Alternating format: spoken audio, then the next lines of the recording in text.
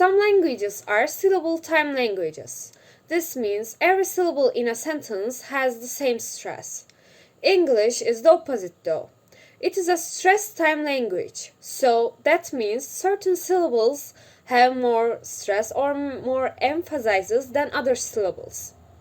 Having more stress means that the syllable is longer, it's louder, and it is higher pitched. How we determine what is a stress syllable or not in English is based on whether the word is a content word or a function word. So, I am going to explain what those are for you, give some examples, and then we will look at them in sentences together. So, in general, content words are the words that hold meaning, and function words are grammar words. They are words that make the sentence grammatically accurate, but they don't really carry a lot of meaning. Content words include nouns, for example, cat, tree, situation, and also include verbs. So, like, admire, appreciate. Adjectives are also content words, happy, tall, and adverbs. So, quickly, carefully, always. Also, question words are considered stress or content words. So, where, when, who, and negatives. So, anytime you use not, like can't, don't, won't, or just not itself. Let's talk about some function words now. First category function word is verbs. This is a little bit confusing. We said verbs are content words, and they are when they are main verbs. Verb to be and the verb to have are unstressed in English, as are all the auxiliary verbs or the helper verbs. So, for example, I would say, I'm happy to see you. Am. I don't say that very strongly. Okay, so the next category on function words, pronouns. These are words like I, you, he, she. These are usually not stressed in English. Prepositions are also function words. On, under, next to. They are not stressed. And conjunctions. And, or, but. Longer conjunctions. Because, therefore. And modal verbs. Can, should, will. They are not stressed. An example. You should call the doctor because my leg is broken.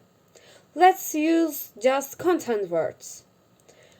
Call doctor, leg broken. The sentence is clear, but when we use function words, like you should call the doctor because my leg is broken, the sentence sounds better. Now, our topic is sentence stress. Sentence stress is a very important aspect of communication in English. Of course, we all know that it is important that we try to use right words when we are speaking. But it also is important to think about how we say them, and that's where sentence stress comes in. So, what exactly the sentence stress? Well, it's where we emphasize or highlight a particular word with how we say it. So, you may have noticed that I stress the word how, because my main point here is the way that we are speaking in English. We tend to stress the most important words in the sentence. Just as I've done here, we can add stress to a word by making it longer, louder, or even just by using a slightly different pitch.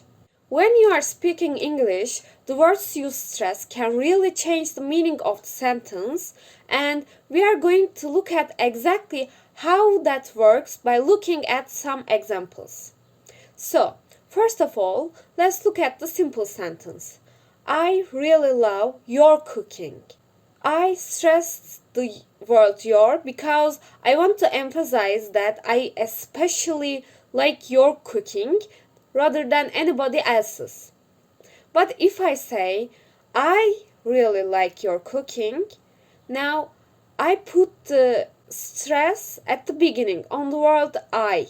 So what I'm saying is that I love your cooking, but it also implies that other people may not necessarily like it as much as I do. Now let's look at another sentence together, which can have many levels of meaning on which word we choose to stress.